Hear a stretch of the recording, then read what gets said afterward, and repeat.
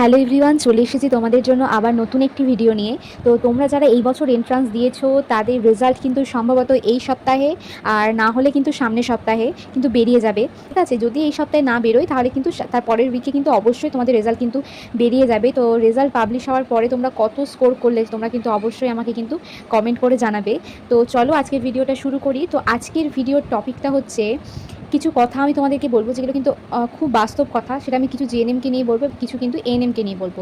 তো আমি যে ভিডিওগুলো করছি সেখান থেকে আমি প্রচুর কমেন্ট পাচ্ছি এই বিষয়ে, দিদি তুমি জিএনএম নিয়ে এত কথা বলছো, তাহলে কি আমাদের 2024 দাঁড়িয়ে কি জিএনএম করা একদমই উচিত হবে না?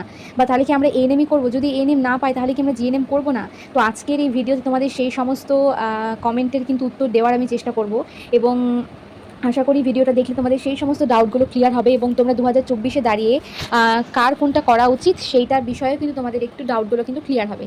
আমি যে ভিডিওগুলো বানাচ্ছি সেইগুলো দেখে তোমাদের ডিমোটিভেট হওয়ার কোনো কারণ নেই, বা তোমাদের এই ভাবারও কোনো কারণ নেই যে তাহলে কি আমাদের জিএনএম করা উচিত হবে না, তাহলে কি আমরা জিএনএম পেয়েও জিএনএম করবো না, পরের বার এন্ট্রান্স দিয়ে বসে থাকবো যে আমি পরের বার এএনএম পাবো কিনা। তো তাদের জন্য ভিডিওটা করা, তাদেরকে উদ্দেশ্য করে বলছি, তোমাদেরকে ডিমোটিভেট করার আমার কোনো ইচ্ছে নেই, কিন্তু বাস্তব কিছু কথা যেগুলো তোমরা পরে গিয়ে জানতে পারবে বা ট্রেনিং কমপ্লিট করার পরে উপলব্ধি করতে পারবে।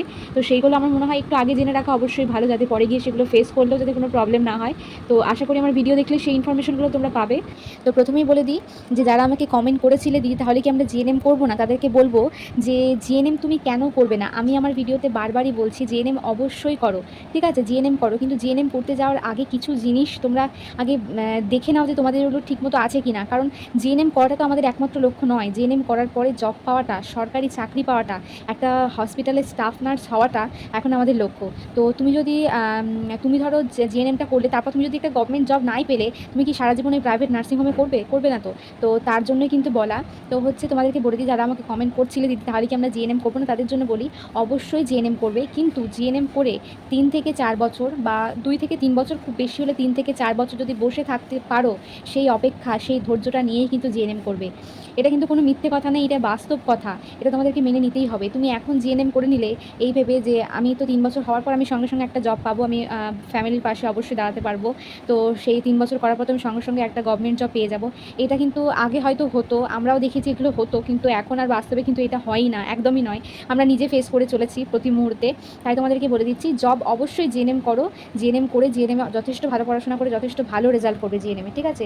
একদমই কিন্তু যে জিএনএমে ঢুকছো মানে যে আমি জিএনএম পেয়ে গেছি আমি পড়াশোনা করবো না, তা করে কিন্তু হবে না। এখন প্রচুর কম্পিটিশন হয়, জিএনএমে ঢুকে ভালোভাবে পড়াশোনা করবে, ভালো রেজাল্ট নিয়ে পাস করে বেরোবে, অবশ্যই গভর্নমেন্ট জব পাবে, কিন্তু ধৈর্য ধরতে হবে। সেটা 2 থেকে 3 বছর হতে পারে, ঠিক আছে, বা 3 থেকে 4 বছর হতে পারে। তোমাদেরকে একটু ধৈর্য ধরতে হবে, অবশ্যই জবটা পাবে। এবার বলে দিই এএনএম। অনেকেই বলছো দিদি, অনেকে আবার কমেন্ট করেছে দিদি আমরা এএনএম করছি, আমরা এএনএম করে আমরা জব পাবো তো?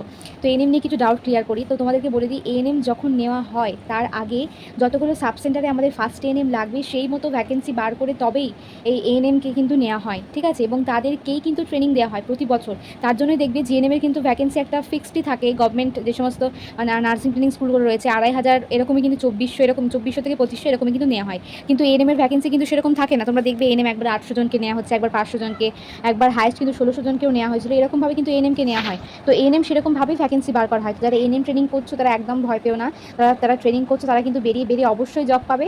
খুব যে তোমাদেরকে হয়তো এই বছর যেমন যারা চাকরি পেয়েছে তাদের কিন্তু একদম রেজাল্ট বেরোনোর সঙ্গে সঙ্গে, মানে ফেব্রুয়ারিতে রেজাল্ট বেরিয়েছে, তা ওদের মোটামুটি ওরা কিন্তু ফেব্রুয়ারিতেই কিন্তু ওরা কিন্তু আবার জয়েনও করে গেছে, মানে 1 মাস, খুব জোর 1 মাসের মধ্যেই সমস্তটা ওদের হয়ে গিয়েছে।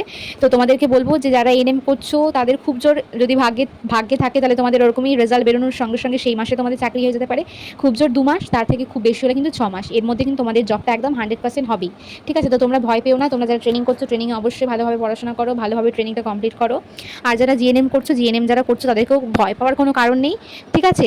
যদি তোমাদের মাধ্যমিক উচ্চ মাধ্যমিকে ভালো নাম্বার থাকে এবং ট্রেনিংয়েও তুমি কিন্তু একটা যথেষ্ট ভালো স্কোর করেছো এবং ভালো রেজাল্ট নিয়ে পাস আউট হয়েছো, তোমারও চিন্তা পাওয়ার কোনো দরকার নেই। জব পাবে না তাই নয়, কিন্তু ওই ধৈর্য ধরে বসে থাকাটাই সত্যি একটু স্টেট যে চাকরি পাবো বলে ঢুকেছিলাম সেখানে বাড়িতে বসে থাকা, ঠিক আছে? প্রাইভেট নার্সিংহোমে জব করা আর গভর্নমেন্টে জব করা জানো অনেক আকাশ পাতাল তফাৎ। তো সেই ধৈর্য ধরে বসে থাকাটাই একটু চাপের বলতে পারো। তো এই কথাগুলো তোমাদেরকে বলার জন্যই কিন্তু আজকে ভিডিওগুলো করা। তো আমি জিএনএম এবং এএনএমকে নিয়েই কিছু কথা বললাম, এবং অনেকে অনেক কিছু কমেন্ট করছো, ভালো কমেন্টও পেয়েছি, ঠিক তেমনি খারাপ কমেন্টও পেয়েছি। তো আমি খারাপ কমেন্টগুলো বলতে চাই না, যারা খারাপ কমেন্ট করা তারা অবশ্যই খারাপ কমেন্টই করবে, তাতে আমার কোনো যাই আসে না। তো যারা এবার এন্ট্রান্স দিয়েছো তারা খুব ভেবেচিন্তে কোর্সটাকে সিলেক্ট করবে, যদি জিএনএম পাও অবশ্যই জিএনএমে যাবে, ঠিক আছে? ভালোভাবে ট্রেনিংটা করবে, ভালোভাবে একদম যাচ্ছ মানে জেনে পেয়ে গেছো মানে একদম যে ট্রেনিং পেয়ে গেছি যাতাভাবে একটা পড়ে বেরিয়ে চলে আসবো তা কিন্তু করলে হবে না। ভালোভাবে পড়াশোনা করে ভালো রেজাল্ট নিয়ে তবেই কিন্তু বেরিয়ে আসবে। তো আশা করি যার যা কমেন্ট ছিল আগের ভিডিওতে বা অনেক ভিডিওতে আমি অনেক কমেন্ট পেয়েছি, তাদের ডাউট এই ভিডিওতে সমস্তটা ক্লিয়ার করতে পেরেছি। তো ভিডিওটা ভালো লেগে থাকলে অবশ্যই লাইক কমেন্ট শেয়ার করবে এবং সাবস্ক্রাইব করে পাশে থাকবে। আমি কিন্তু আরও অনেক ইনফরমেটিভ ভিডিও তোমাদেরকে দেবো। আশা করি সেই ভিডিওগুলো কিন্তু তোমাদের অবশ্যই অনেক অনেক কাজে লাগবে।